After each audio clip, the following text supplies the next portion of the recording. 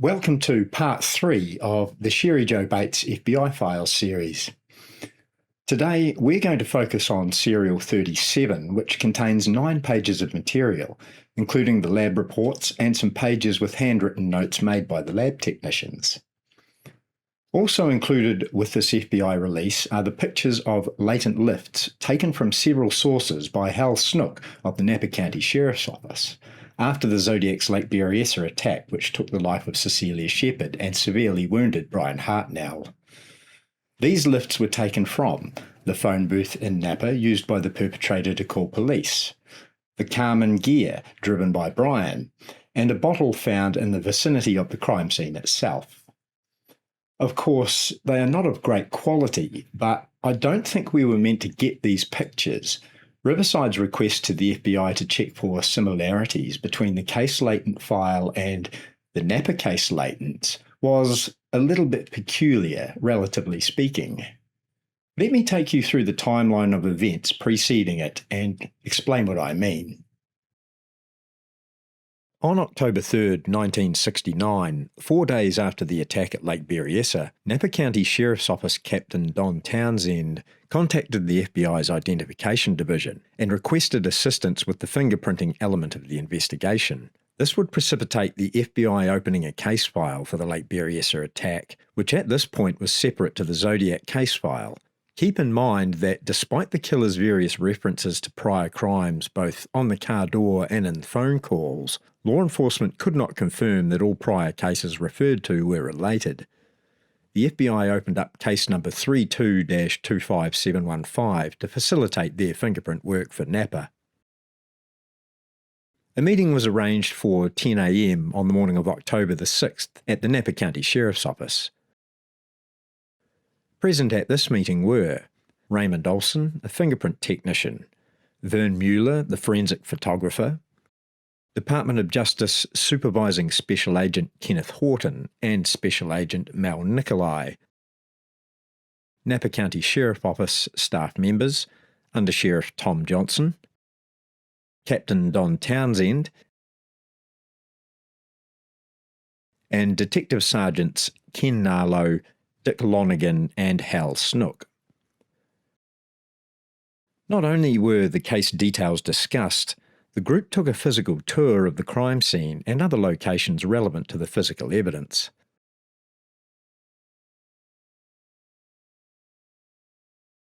Ray Olson was requested to take a copy of the latent finger and palm prints lifted by Snook and asked to compare them with some suspects developed by Napa. He was also asked to hold these latents in their file. They would be allocated latent case number A12397, again separate to the current Zodiac file A10042, which up until now only included latent prints lifted from letters in the custody of SFPD and VPD. This would change significantly in a few days when SFPD processed victim Paul Stein's cab. The request to compare the Berryessa latent lifts was formalised by Napa County Sheriff's Office in a letter dated October 10th, incidentally the same day that newspapers reported surviving victim Brian Hartnell had recovered well enough to leave Queen of the Valley Hospital and return to his classes. At around this time, Riverside PD became involved.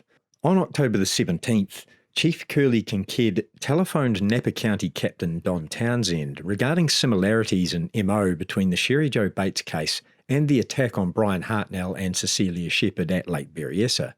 This call was followed by a 3-page letter dated October the 20th describing the attack on Cheri Bates and included copies of the typed confession letter and accompanying envelopes. It's perhaps also interesting to note that the 3 had to die letters and the desktop poem were not included in this initial submission by RPD.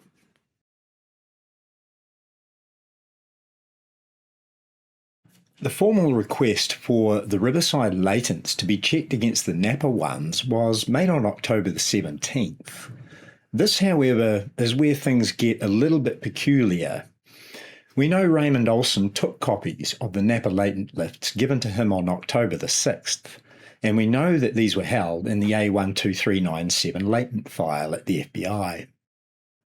Kincaid's October 17 request states, quote, Enclosed, you will find several photos of fingerprints believed to be those of a suspect responsible for several homicides in the San Francisco area.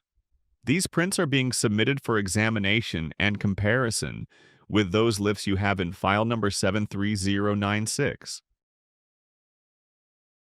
This suggests that, at some point prior to the 17th, Riverside have acquired copies of Napa's latent lifts to send to the FBI, and we know they did because, lo and behold, those pictures were actually included in the material sent to me to satisfy my Freedom of Information Act request.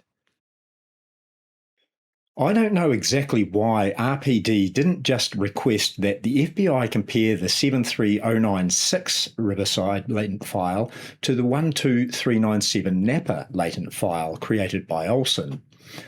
I can only speculate that when Riverside initially became involved, they were simply not aware that Olson had already acquired copies of the Napa lifts on October the 6th. And didn't actually know that the FBI had them in their 12397 latent file at the time of contact.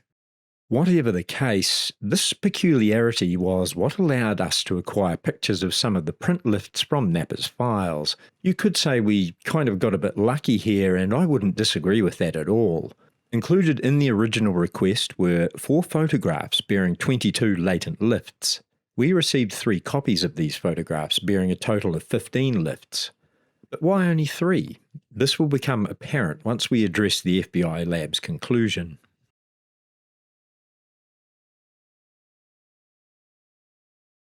The cold-blooded attack which took the life of Cecilia Shepherd and severely wounded Brian Hartnell occurred at Lake Berryessa on September the 27th, 1969. Upon leaving the scene, the perpetrator paused to write a message on the victim's car door. He then proceeded to a phone booth located next to the car wash in Napa to call law enforcement.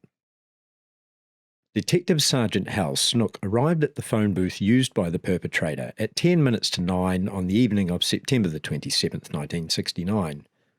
The scene had been secured by Eric Rombach and Don Stanley. Over the course of the next 3 hours, Snook was able to lift 35 latent impressions from in and around the phone booth. Of these 35 lifts, 4 of them, lifts 29, 30, 31 and 32, were photographed, and it was noted that beads of moisture remained on these impressions for the duration of Snook's presence at the phone booth. Once he had finished, Snook made his way to Lake Berryessa, arriving there at 20 minutes after midnight. After processing footprints and tyre tracks, he processed the car for prints and took 8 latent lifts, labelled lifts 36 through 43, into evidence. Later that morning, after 8 a.m., during investigation of the crime scene and surrounding area, a green bottle was found which, according to the police report, was found near a stump on the suspected approach route taken by the perpetrator. A further 5 lifts were taken from the bottle, raising the total number of latent lifts across the 3 different sources to 48. Sometime before October the 17th, Riverside PD were provided with copies of 22 of these latent lifts. Included in the material I was sent by the FBI were 3 pictures containing 15 of these lifts, a discrepancy of 7 prints, which will be explained when I discuss the FBI's conclusion report later. Out of the 15 latent lifts acquired, 10 were from the phone booth, 3 from the Carmen gear, and 2 from the green bottle near the crime scene. I'll display the print pictures with appropriate given locations. Note that the handwritten notes on some of these graphics is difficult to read. I've tried my best to be accurate, but it is possible I've misinterpreted some of the given details. Lift 3. Mid-top panel, half an inch from top, 2 inches from middle of door. Lift 4. Mid-top panel, half an inch from top, 1 inch from middle of door. Lift 5. Middle door frame on latch side, unknown from top.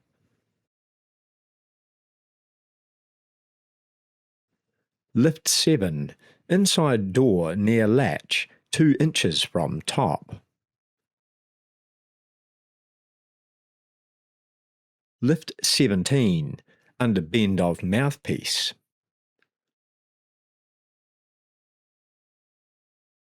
Lift 20, side of receiver handle. Lift 22, phone receiver earpiece.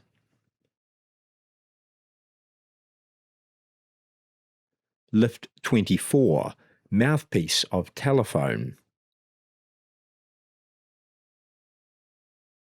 Lift 26, mouthpiece of telephone receiver.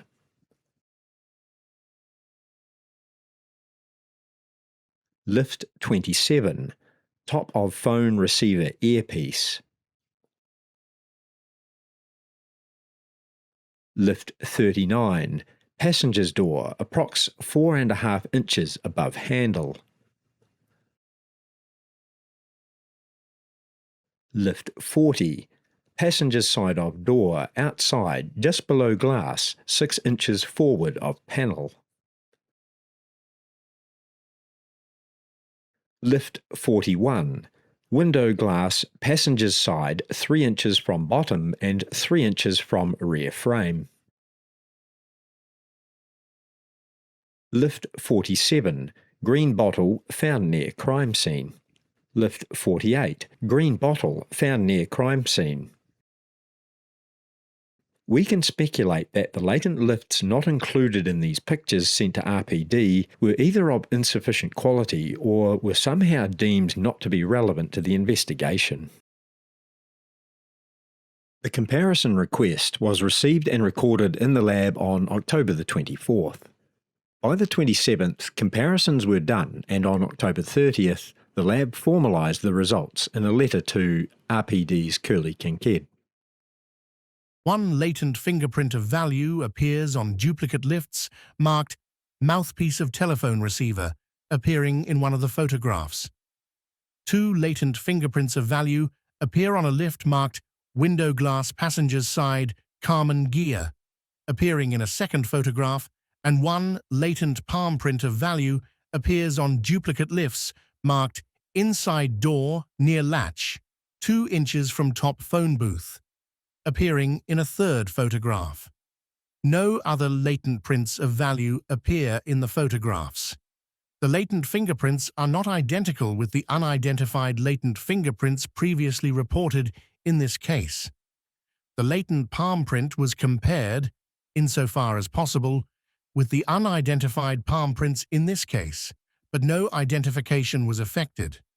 The 3 photographs showing the latent prints of value are being retained in our latent fingerprints section and will be available for any future comparisons you may desire. The remaining photograph is enclosed. Here we can clearly see why we only have copies of 3 of the 4 photographs submitted. The missing photograph was not deemed to have any prints of value on it and therefore was returned to Riverside PD, while the other 3 copies were retained.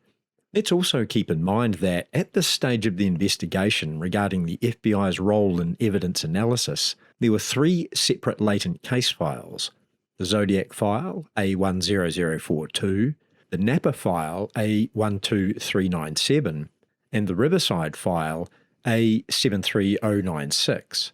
So if an investigating agency with jurisdiction developed a suspect and wanted that suspect checked against the Zodiac prints on file at the FBI, they would only have been checked against the 10042 and not the Napa or Riverside latent files unless specifically requested so. The Napa latent file would eventually be integrated into the Zodiac file. We will explore this further in the planned 10042 video series. However, the Riverside 73096 latent file would remain separate to the Zodiac case latent file. This 1992 FBI Behavioral Science Unit report notes state, To coordinate future law enforcement inquiries on possible suspects and/or comparison of physical evidence, agencies with confirmed Zodiac killings, Solano SO, Vallejo PD, Napa SO, and San Francisco PD Refer to attached special report, circa 1971. Disregard victim Cheri Jo Bates, Riverside PD victim, not killed by Zodiac. That concludes serial number 37. I hope you enjoyed this presentation and found it informative. In the next episode, I am planning to cover serial 31, which relates to the fingerprint comparison done for RPD's main suspect, known colloquially as Bob Barnett, as well as having a look into his background, behaviour, and some of his friends and acquaintances. Until then, take care and have a good one.